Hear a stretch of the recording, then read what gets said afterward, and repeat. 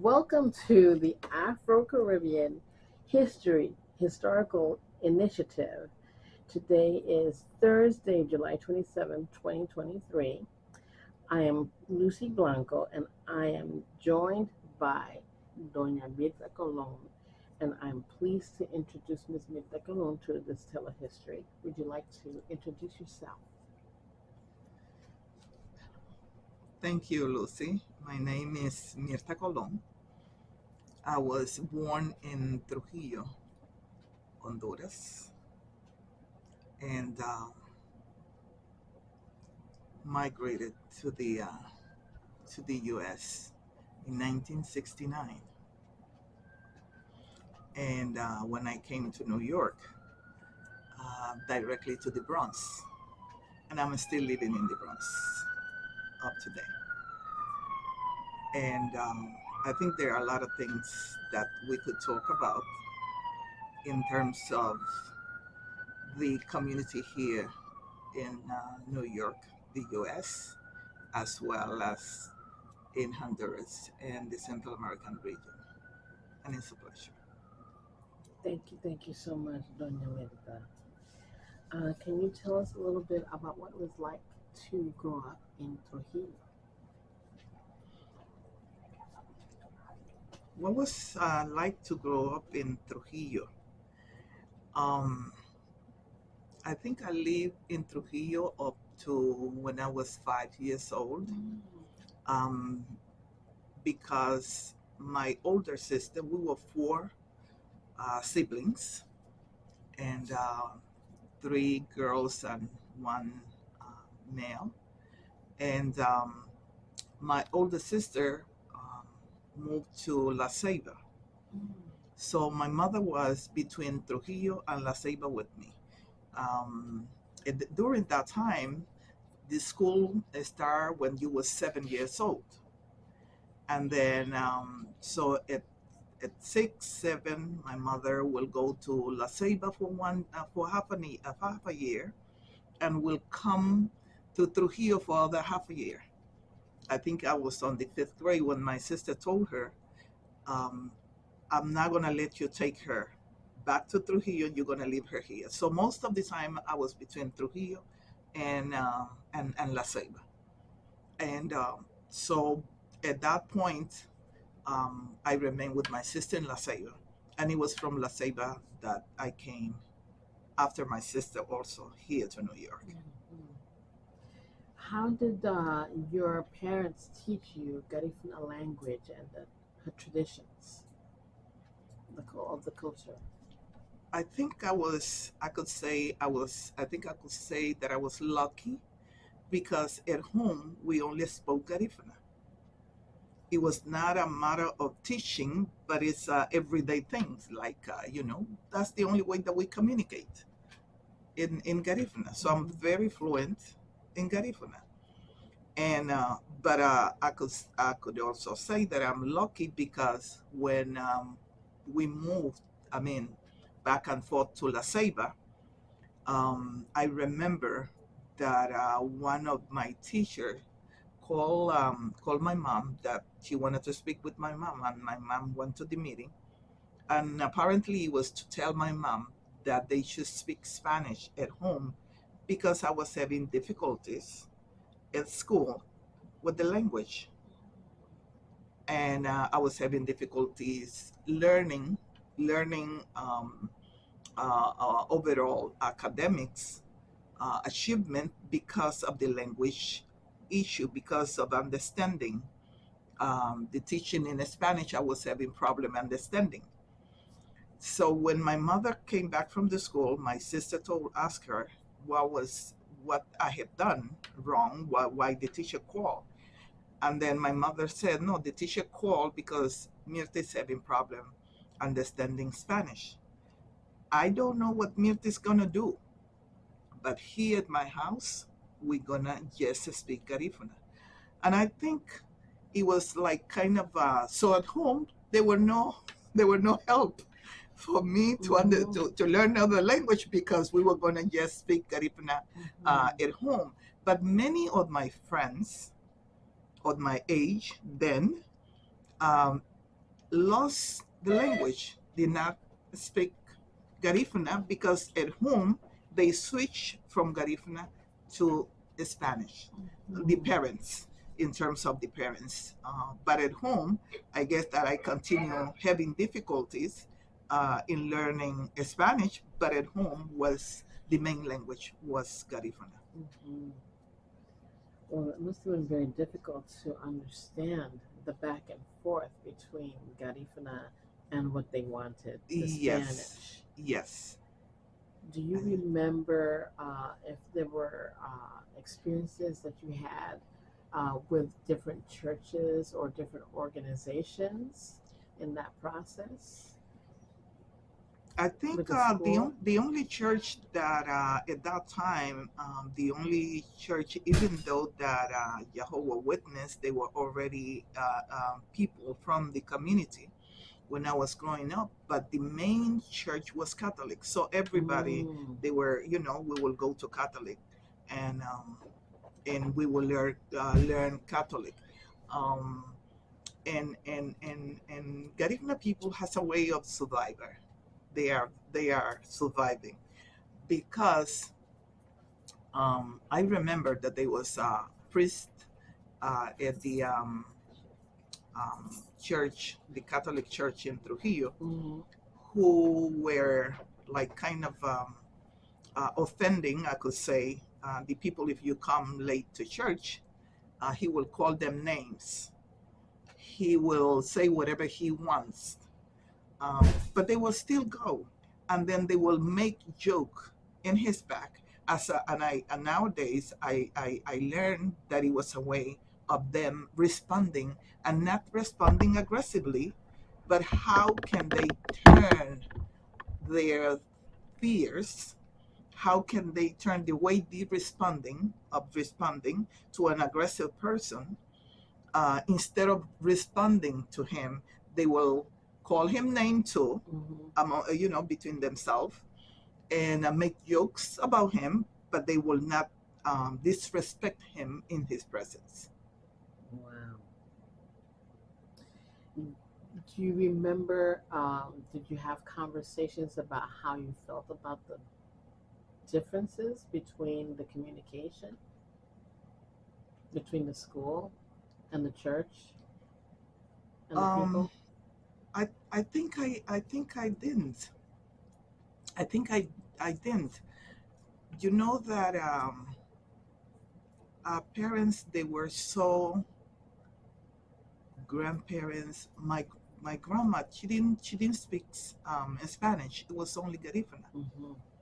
Her Spanish was broken Spanish, and they were the way of thinking, the way of living. It was completely different than now, of course. Um, and they find many ways of living in peace, I could say, with themselves and their environment. Mm-hmm. And the the other day we had a workshop, I could call it, or meeting here at Casa Yurumen. That was, I think, last week. We call it Urak. I don't know if you understand what or you know what Uraga mean. Uraga means um, tells. Oh. Uh, Mm-hmm. okay, tells.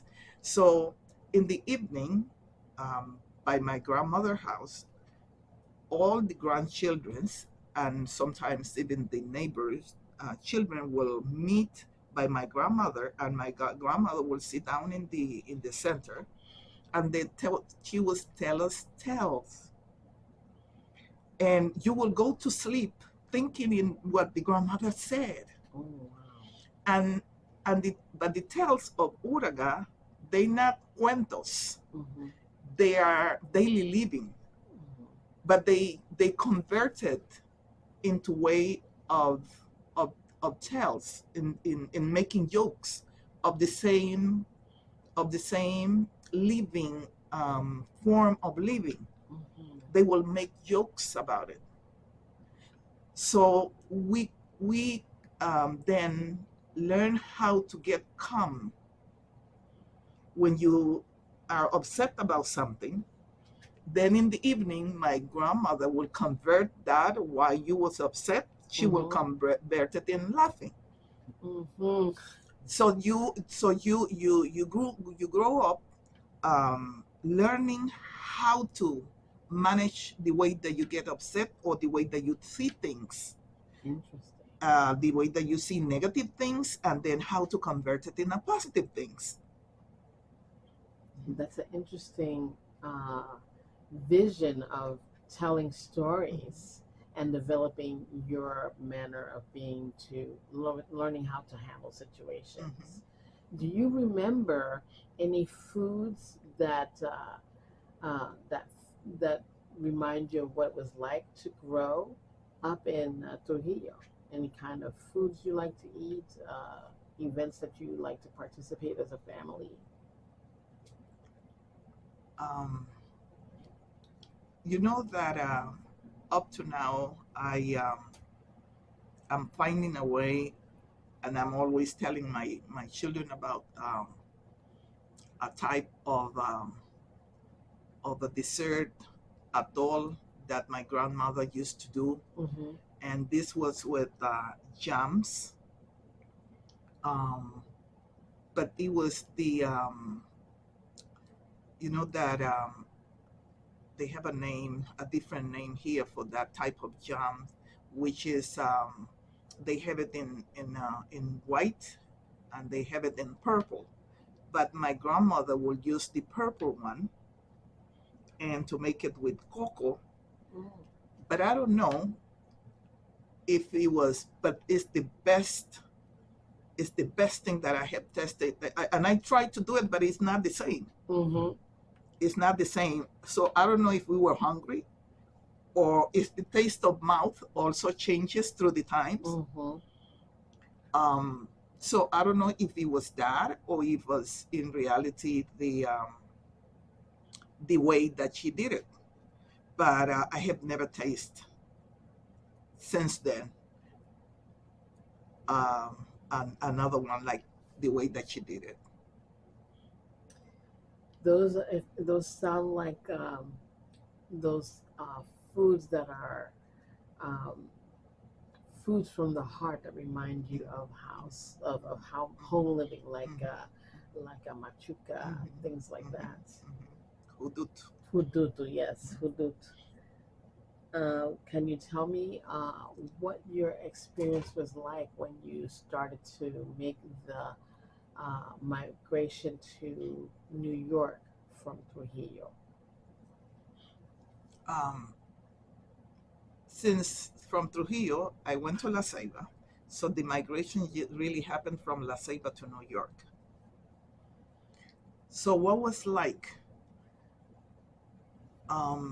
I was living in La Ceiba with my sister and her children. And when I came here, I was brought by my sister, and I came the same time with her children. So there were no like kind of major changes at home in terms of communication. Probably the changes may be, that I used to remember that my grandmother in Trujillo, she has a big land in the back of the house, and we will go and play there. And I used to see it so big. And then you come to New York, you see these buildings, big buildings, and you see here that there is not much of a land. And when I returned back to Honduras, I saw my grandmother's house so small. And then once I told a friend why that is happening. I don't know if this makes sense, but my friend told me, you know what? Because of the way the buildings are built here, so high, and when you live in there, the houses are so small. So your pupil also, the pupil of your eyes, also they are small. If they become big when you move to a space where they are big, So that's the difference. So I don't know if that makes sense or not, but I really believe it. Mm-hmm. Understand. Does that make sense? Yes. How did you find that your transition? How did your other family members find the transition? Were they like you? Did you feel the same way about the bigness of living in a city as opposed to having this land that you grew up learning to live in before? I think all of us, like, kind of probably we sense the same in terms of that transition. I guess that the challenge here was the language. Remember that English is a third language for us. Mm-hmm. Mhm. And so you have to learn the language. In 1969, there were not many Latino here as of today. You don't have to know English nowadays to live in New York, but during that time, you have to. Mm-hmm.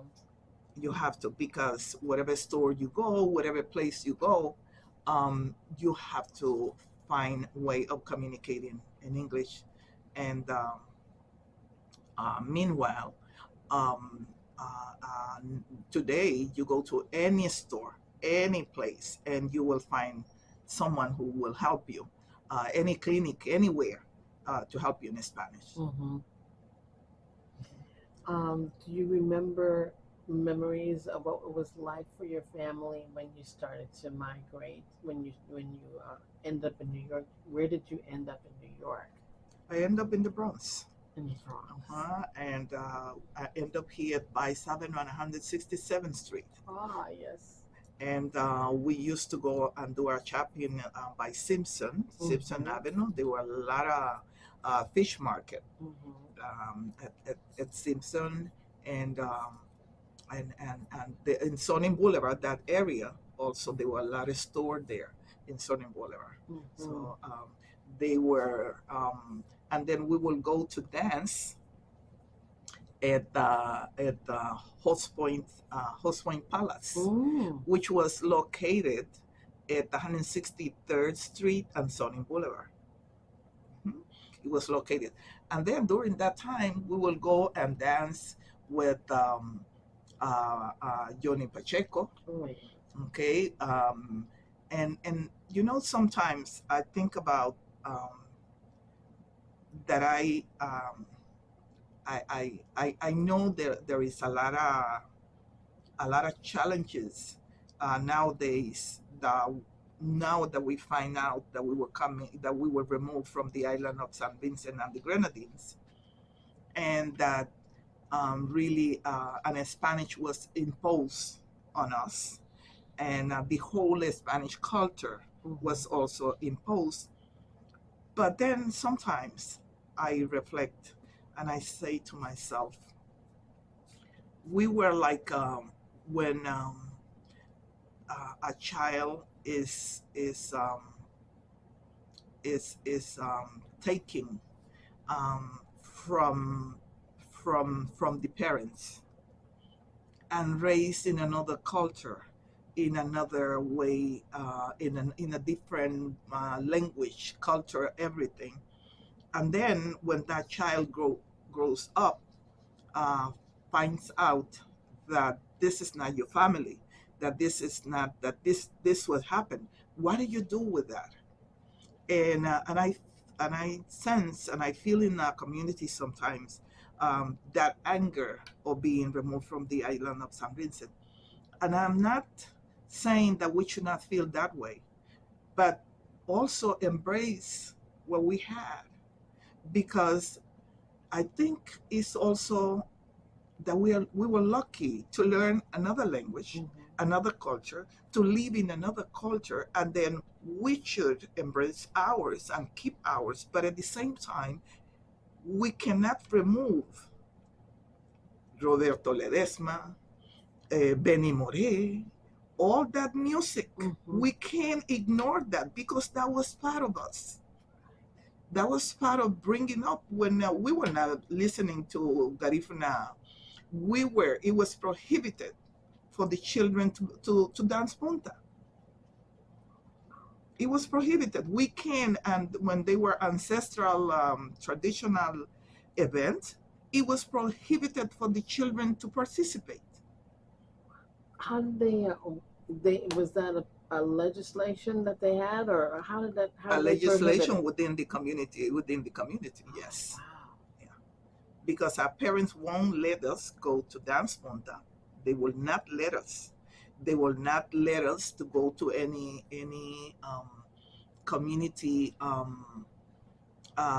event, um, like the ancestors. Mm-hmm. But then they will not let children go there. But nowadays, you do one of those events where you find there is a lot of children's. Mm-hmm. Okay, but at that time we won't. But we were allowed to go and dance with the Latino music, and we learned everything about Roberto Ledesma, mhm, on all those great that many of them were Cuban. Mm-hmm. We learned all about them. I have been listening to the to La Lupe, mhm, a great The singer. that singer, a Mm-hmm. Cuban who were here, and I happened I went here. There was a theater here at the 100 Brook on 138th Street. I think Puerto Rican Theater, I think was called. Oh, Pregones? No, Before Pregones. Puerto Rican Theater. Mm-hmm. It was a teatro. It was a theater right there at the corner of Brown Street and Brook. Teatro Puerto Rico. Teatro Puerto Rico. Yes, yeah. And La Lupe used to perform there. So I went to see La Lupe, and it was the first time that that there was humo in the stage, and I don't know, but I heard people saying that she was the first one to produce that. Hmm. And many people like Lupe, and she was a great singer. She was a great singer. So how can I remove that from my existence? There is no way. Mm-hmm. There is no way. So we have to then embrace and whatever we had. And I think going from Spanish to Garifuna, Garifuna to Spanish, that is a strength. We cannot take it as weakness, Mm-hmm. but as a strength that we had, that we were able to live and survive within another culture. It is. So, do you feel that there has been advancements in the community given our understanding of what was imposed on our community, trying to make us uh, not dance Garifuna, making us not do what we were part of our culture, helping us keep that Garifuna tradition. And since they tried to make that tradition not be a part of what we do, have we found a way to make sure that we can maintain that culture part of our existence in the city? I don't know. I'm not sure if there is an advance, because during that time we were able to keep everything that we had, Mm-hmm. even though that we were navigating into cultures. Mm-hmm. Okay, but ancestor knew how to manage, how to navigate those systems. Even though that in a way, I always say that in order for us to keep our everything that we had, the culture and everything, in order to keep it, they closed their doors in a way, because they were not letting everybody to come in the community, and they were not letting their children also going outside the community. And for many years they lived that way, and that I think contribute for us to still speaking the language nowadays. because remember that now that the community are closer to the city, the children in the community, let's say like in Honduras, they're not speaking Garifuna anymore. And when we say they are not letting us, who exactly are they? The ancestors. They will not let many people to come inside the community from outside the community, let's say like any other ethnic group coming to the community. They will not let that. And for many years, at least for 150 years, that happened. Mhm. And they will not let no one, their children's, we were not learning, illiterate, we were not attending school because they would not let us also go outside. Remember that the first doctor, Garifuna MD, was Dr. Lacayo, which had happened to know, to meet. Mhm. The first teacher, this was last name Mirtha Martinez. I don't remember her first name, but the last name was Martinez. That was the first graduate teacher from the University of Honduras. And I happened to know her. So that means that they, eventually it happened. But for many years, it didn't happen. So going back to your question in terms of our children's, grandchildren's today, when they opened the door, everybody went out, and whoever who wants to come in came in, and then we begin to lose many of the things that we had. And up to now, that we're afraid that we may continue losing what we have. Many of the Garifuna kids, they don't speak Garifuna. We're not practicing any of the many of the cultural things. At that time, we were talking about religion, and now we're saying that there are many religions in the community, and most of the religion prohibit the use of the tradition of the Garifuna tradition because they see it as malevolent. Mm-hmm. And we grow up with that, but we're not seeing it today as the same as then. And our grandparents, great grandparents survived because they had all those tools. But we deny it, or we don't want to be part of it. And even though that we're saying that nowadays that we are proud of being Garifuna, but we practice more non-Garifuna culture than than the Garifuna culture. Okay. Do you find that there are small pockets of the society that are working towards reintroducing the pride of the culture? Yes, yes. I think they are. I think there are people who are trying to see if we could again close that gap, if we could again do something about it. There are people who have, let's say, like in the past, we will not read or write Garifuna, the Garifuna language. But there are people now who have organized themselves to to teach Garifuna, to write Garifuna. There are books now in Garifuna. There are dictionary. There are Bible in Garifuna. Um, but I think it's a lot work to be done. There is a lot work to be done. And then the other thing is that probably is not helping us is the migration to other countries. Mhm. Because while probably, let's say a Garifuna mom migrate with her children to London, mom speaks Garifuna, but those childrens will end up speaking English and not even Spanish. Right, and no connection. Yes. completely removed. Yes. Yeah.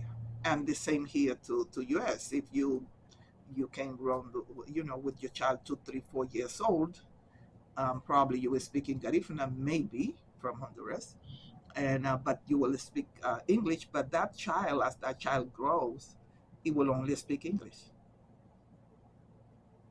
Wow, it's a big challenge. It It's a big is. challenge It is. to maintain that Yes. pride. Yes. Yes, it is. What led you to do the work that you did as a social worker? I don't know. Um, I don't know really. And I have that question. I have has that question has I have been asked that question many times, and I don't know how to answer. I really don't know how to answer. I think I um, first, you know that the same Garifuna community is um,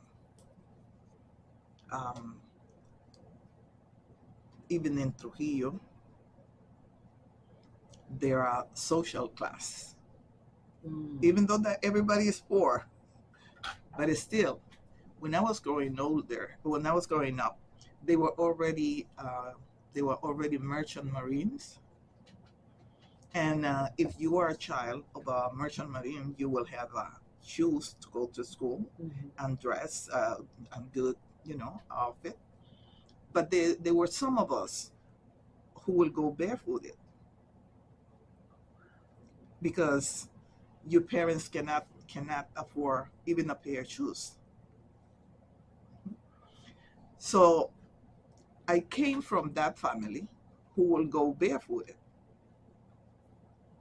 So you have to think about that, I guess, as you want to probably try to change some of our children, some of our community way of living, of thinking and doing, practicing um, things.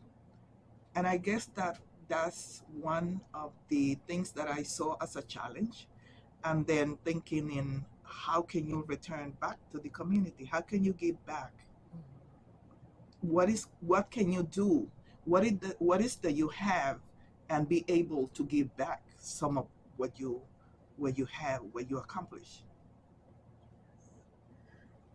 When you think about those experiences, um, can you recall any moments that you felt as a family when you were sending back in the community, back to the community, things that were found as necessities? Were you able to work with other family members and other community members to send back what things that the families would have needed, like those shoes or clothes that they needed? I think my community involvement uh, begin with the HIV/AIDS exploded in the community. We're talking about the late 80s. And then we organized a group here, but we were not able to work here, but we worked back home because there were a lot of issues with AIDS. In Honduras Honduras had the highest rate of AIDS in the region, in the Central American region. Honduras had 75% of AIDS in the Central American region was in Honduras. And most of the problems were within in the community, in the Garifuna community. So yes, it was not only to send shoes, but it was to send medication from here. And I think we were the first one to collect medication here. Um, and then later on, I think they built an organization, they formed an organization here called AIDS to AIDS. and that was to pick up medication from people that they will not use. You will not use your medication, and you will donate it. We were the first one to do it here to send it to Honduras. Were there, what was the reaction back home when that kind of help was made available I think it was it to the was I crisis? think it was very positive. It was very positive, and it was not only to send medication and visit Honduras um, to for workshops, but it was also that we were able to connect with the government of Honduras at that time, and we were able to meet a young doctor then who was the director of the AIDS project in Honduras. But this was his first job after he graduated. Now he's the director of the regional office of UN's aid in Latin America. So we met him when this was his first job as a doctor after he's graduated in Honduras. And we made a connection with him. And this is Dr. Cesar Nunez um, of UN AIDS. And we did a lot of work. We were able also over the years, I think in the 1990s, we were able to obtain funding from the Ford Foundation, and we got the funding for 8-9 years. So we went. It wasn't only for Honduras, but for first we did all the countries: Panama, Costa Rica, throughout the Central American Black Organization, Nicaragua, Honduras, and Guatemala. And then, but then the last 3-4 years of funding, we only did Nicaragua, Honduras, and Guatemala. But we were able to bring people from here to give to train people there so that they could continue doing the job with their. But I always think that that was a great opportunity and a great job that was done because we're still working only in Honduras without funding, without funds. We're still working with the same people that we trained then. Mhm. And right now, when we do conferences in Honduras, we bring 150 people living with AIDS to the conference. So and we still have a group of people working with them in Honduras, leading the HIV/AIDS fight. Do you find so the group is still active in Mm-hmm. Honduras, Mm-hmm. and your level of communication seems to be very effective because it's still in existence. Mm-hmm. Do you find that there are other organizations still building on that connection that you have with the people?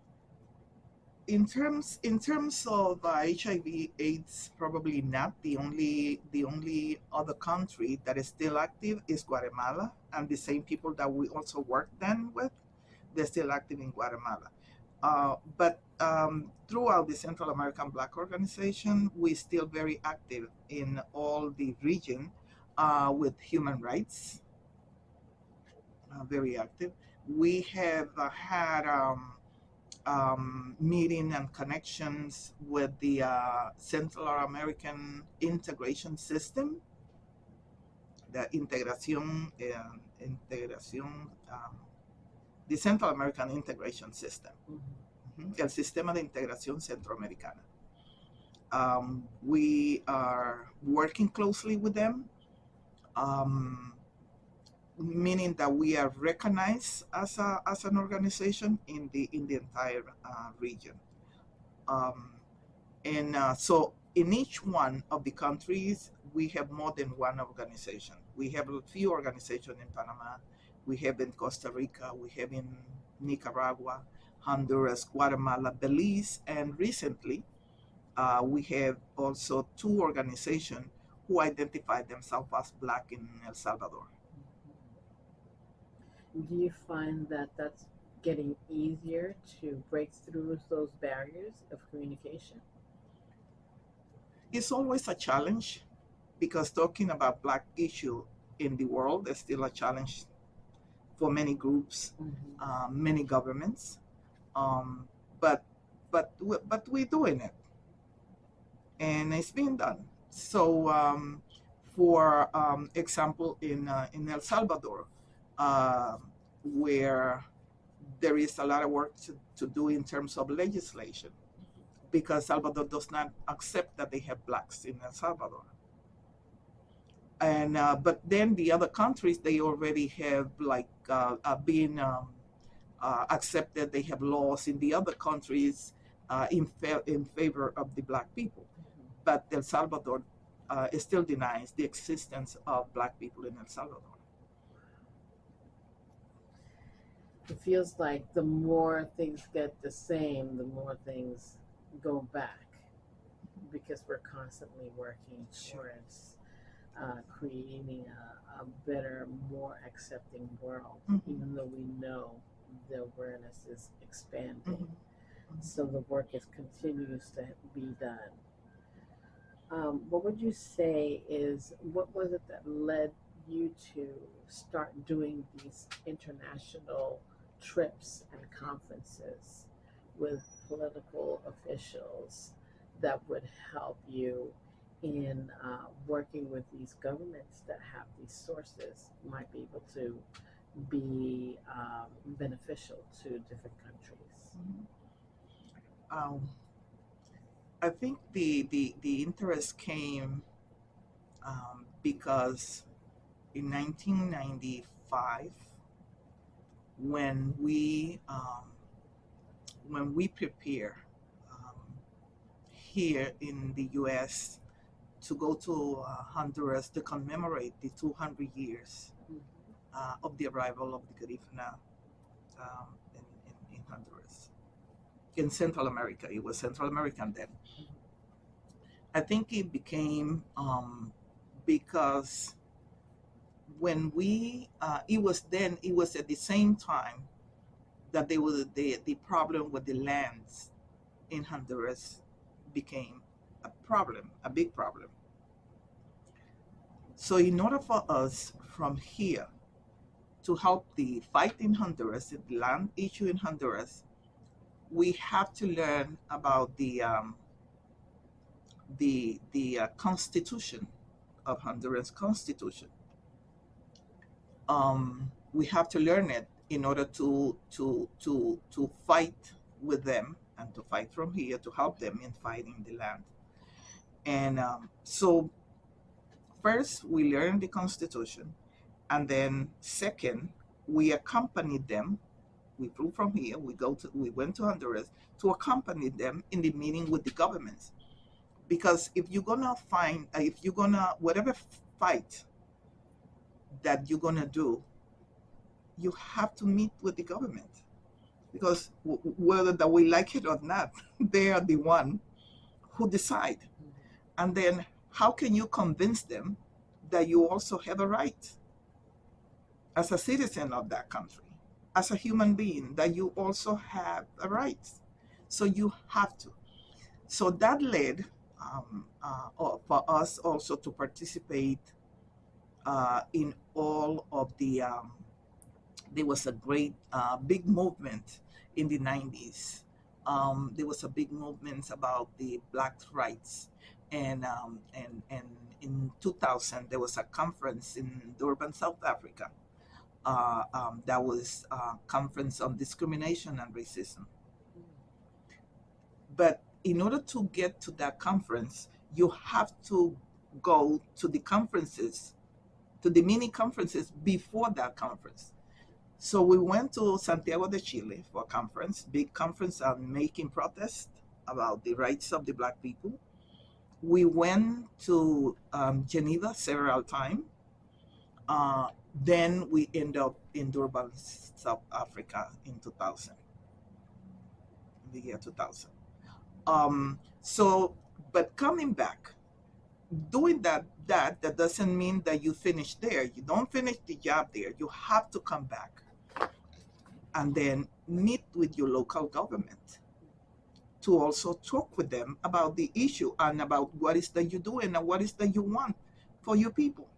So I guess it was then when I get involved. So in 1997, we went to La Ceiba, Honduras to commemorate the 200 years of the arrival. The, the group here, we organized ourselves as a committee for the commemoration of the 200 years. That was the name of the group.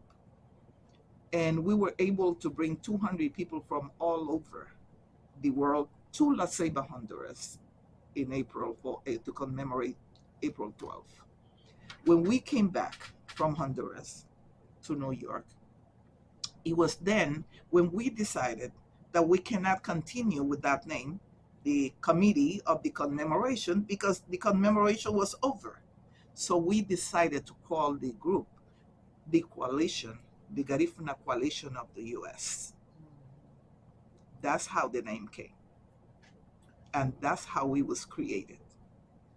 Did you find that what was the most effective part of your ability to communicate with these groups so that you could change the name to be more, uh, be what you wanted the community to be, more cooperative?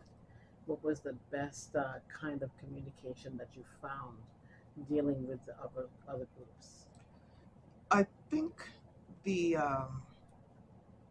the way is first to respect each other Mm-hmm. as a Garifuna people. Second, to let people know and convince them and let them feel and see that we have to work together. That if we really want to change, and we were then having, which is now worse, the land issue in Honduras and in other countries as well, but it was worse in Honduras. We need to work together. Mm-hmm. We need to put our thinking together. We need to put everything together in order for us to make changes, to make things the way we want to happen. And I think it worked in the beginning. It worked, and I think during that time we also made a good job with it. Um, but you know how this is that over the years things collapse. People have different way of thinking, and but the land issue continues to be a big issue in Honduras nowadays. We have lost a lot of organizer in Honduras. They've been killed because of the same land issue in the country. Mm-hmm. Mhm. Uh, what do you think is the biggest uh, method of coalescing that spirit of community to work together? What we have done here with Casa Yurumen, for example, we work with a lot of patronatos, they call it. We call meetings with the patronatos, and then with the president of the patronatos. Mm-hmm. And we have right now two activities who are very known and very participative in the community, and that is Miss Garifuna and Premio Mm-hmm. Barauda. Yes. Okay, what we do is we go to each patronato and tell the patronato, you know what? We know that over the years, I mean, in over that this year, there are a lot of women within your group, and so we need you to select one of them to give her the award. So we make them be part of what's going on, part of the so the people from Corozal will select their group. The people from Rio Tinto, Bahamar, they will select their Barauda. It's Mm-hmm. not us as Casa Yurume. It's Mm-hmm. the groups.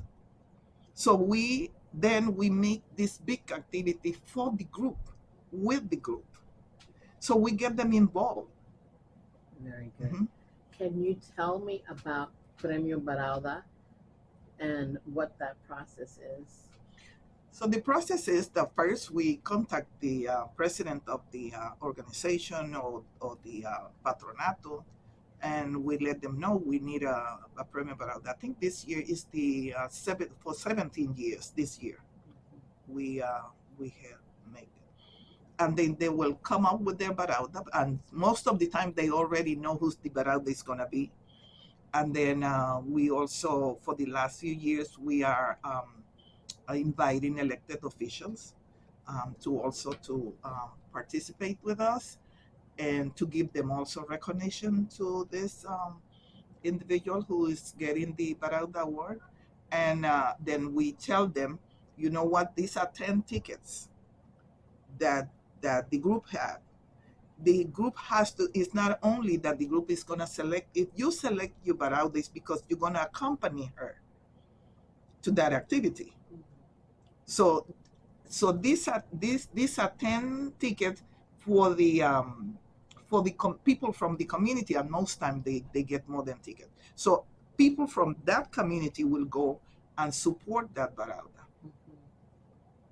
And the main thing is that for us, since if you find on let's say patronato organization from the community, most of them are women in the group. Most of them are women, and so we take that as also incentive for the rest of the people in the group to continue working and making sure that probably by next year you're going to get your Barauda Award. So that also helped the group in that way. Do you find that the Garifuna activities are also increasing the pride in speaking the culture and promoting the culture in the events that are happening, like they do with the Barauda Awards? The Barauda Award, we don't really exhibit that much of a culture, but we do it with Miss Garifuna. Remember that Miss Garifuna, those young ladies that we also work with, and we work with them for 5-6 months, but we're trying to increase that. And we teach them the language, and most of them, they don't know it, especially those born here. We teach them how to sing in Garifuna, how to dance, and what are those Garifuna dishes, and how we dress. We teach them all that, and as a a way of preserving what we have. But all of this is done voluntarily, and it will be good if we could find funding, like to extend it, let's say like working with the young girls for a year, and then after working with them for a year, after Miss Garifuna, how can we continue working? But we're not able to do that. We're not able to do that. And so we only work with them, and we let them go after the event. We let them go because we're not capable of holding them to continue providing them with other services that the young ladies need. So Miss Garifuna, I think, is a way of preserving the culture. We also talk to them about the history. I don't know if I mentioned to you that you know that we know about the history up to date, that everybody managed, and we were able to, when we put together the trip to Honduras for the 200 year, we were thinking, how can you teach people? How can you let them know? Because remember that even though that the Garifuna history was a oral instrument, also through singing, through verbal history, or talking to people, to one another, but it wasn't like kind of written. The few books that written in 1969 about the Garifuna people. They were one Brazilian in doing his research. I think he was doing his doctorate degree in anthropology, Nancy Gonzalez, which book also was very known. Now we have many, many books about the Garifuna people, but at that time we didn't have that many. So what we did was to put, like basic thing together. What happened and when they were removed from San Vincent, and but then we didn't have all the pieces together about the Garifuna history. We still don't have it because we recently learned that that the civil society of the Garifuna people, those were removed from San Vincent, brought to Honduras. They were brought to Honduras, but those soldiers who fought the war with the Englishmen, they were taken as a prisoner of war to England. And we recently learned that. So with that, we have made for the last, during the pandemic in 2021, we went to England after that history. And we were able to visit the museum where they were held as a prisoner of war, which is the Museum of Portchester in Portchester, England. And we also learned that they also interchange that the English soldiers, Englishmen, stood by the Garifuna people and fought to fight the English, but the Garifuna people, they were defeated anyway. But the French were able to take some of the prisoner of English prisoner to France, and England told France, "I need my people, the soldiers, I need them back." And then France told England, we're going to give you your soldier back, but you're going to give us the Garifuna soldiers also. So we had also part of those soldiers, they also were sent to France. And we don't know what those Garifuna people, what happened. Mm-hmm. What happened to them? What happened to those in England? What happened to those in France? We don't know. So there's still a lot of mystery, a lot of information that we don't really know. Visiting England, we were taken to a church, a Catholic church, a very small house, very small church, which is not longer. They're not using it anymore, but it's still as a part of English heritage. And in that church, the church is famous because there was a Garifuna woman that was buried in that church, and her name is Fanny Drake. And Fanny Drake was one of the Garifuna who remained in San Vincent, and Mary, during that time that the Garifuna people were removed from that San Vincent, she already had married an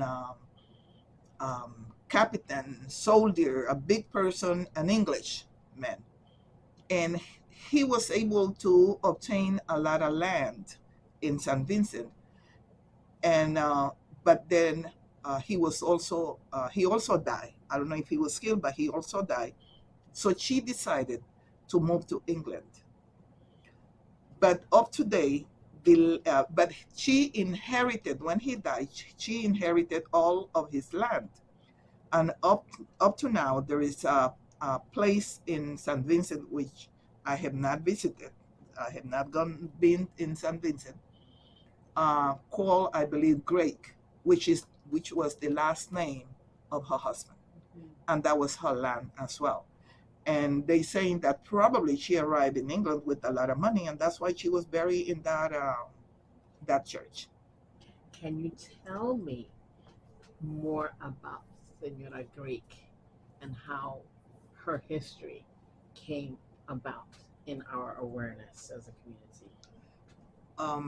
I think not the whole community doesn't know about Fanny Grace. We just learn about Fanny Grace with this trip to England. We learn about Fanny Grace, and we learn about it because there is an English anthropologist who also learn about Fanny Grace, and then she followed and even visiting, I believe, St. Vincent and learning more about Fanny Grace. Fanny Grace, she's supposed to have been the niece of Joseph Satouye, the daughter of a brother of Joseph Satouye. But um, I, you know about the history also, that remember that we were also told that not all Garifuna people were removed from the island, that only, those who are rebels, they were the one who were removed from the island of San Vincent, but they left other people there. So Fanny Drake remained in San Vincent, but her husband died. So he was the owner of a town, a complete. He was a owner of a lot of land. That land is a complete town. It is still the land in the town in San Vincent, and I believe that it's called Great as well. And but after he died, she decided to leave San Vincent. But she was no longer Garifuna. She was already, because she was married to this English guy, so she was already an English person. So she moved to England, and where the church is supposed to have, probably she lived around in that town, and then when she died, she was buried in that church. And that's all we know about Fanny Drake. However, the anthropologist who followed her up, she continues to try to dig more information, because she had a daughter by the name of Fanny as well. And but it is believed that daughter may have got married and moved from England to another country of Europe, and also have children. And you see how the Garifuna people evolved. And we know up to there. But the thing is that it is said that in that part of the history of human history, not not everybody will be buried in a church. Even the church, even the priest of a church, they will be buried outside the church in the yard, but not inside the church. And the only way for you to be buried inside the church is because you are very influential person. And Fanny Drake was buried inside the church. So we believe that this was very influential Garifuna woman. And so that's all we know about Fanny Drake. Well, we look forward to finding out more about her history as it develops. This is the beautiful thing about being able to document these histories, because this is the only way that we can get that information available to others who are searching and thirsty for the knowledge to understand the human evolution of the Garifuna culture. Um, Given our evolution of our culture and the fact that you uh, uh, migrated to the Bronx from Trujillo, what does the Bronx mean to you? You know what that once I was asked, if the United States was to fight with Honduras, what would you do? That's a good question. Okay, what would you do? Would you go and defend Honduras, or would you go and defend United States? And it is a very, very, very difficult question. And I will say no. I will not defend none of them, and I will not go against any of them, right? But with your question, I have told my children, if I die, bury me here in the Bronx. Because I have no, I see so many, I'm continue seeing the violation of human rights in Honduras. And if I'm not seeing myself retiring, even though that I'm retired, retired to Honduras, because I will not keep myself shut. I will not keep myself sitting down. I will not keep myself not doing anything about it. So no, I won't. That doesn't mean that doesn't exist also here, but the way that is practiced in Honduras is worse. So no, I think I will stay in the Bronx.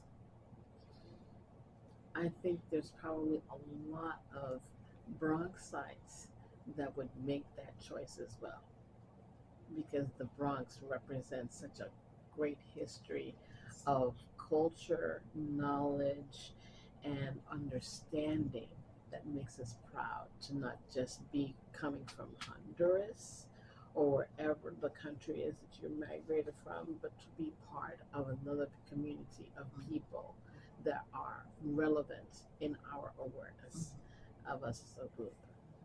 I would like to thank you for having the opportunity to share with us your story. It's such an important story to tell, and that we have that story available for others to find and keep understanding more about our culture. Thank you so much, Doña Mirtha. No, I'm the one who have to also thank you for recording, this. Um, yes, we want to like give more information also, and not only if you have the information, you have to pass that information. You have to, because what's the sense of you holding to information that you know and you're not sharing that information? Information is to share. Information is to let people know. This is what I know. This is what I learned, and it's to pass that information. Yes. I also would like to ask you, Doña Mirtha, is there any other information you would like to share with us? Any documents you would like to submit that we might be able to utilize in keeping as part of the collection of the story? Yes, I think I may have some information, and I could put that information together so that I could pass it also to you to complete this. Yes, yeah, and I know I have.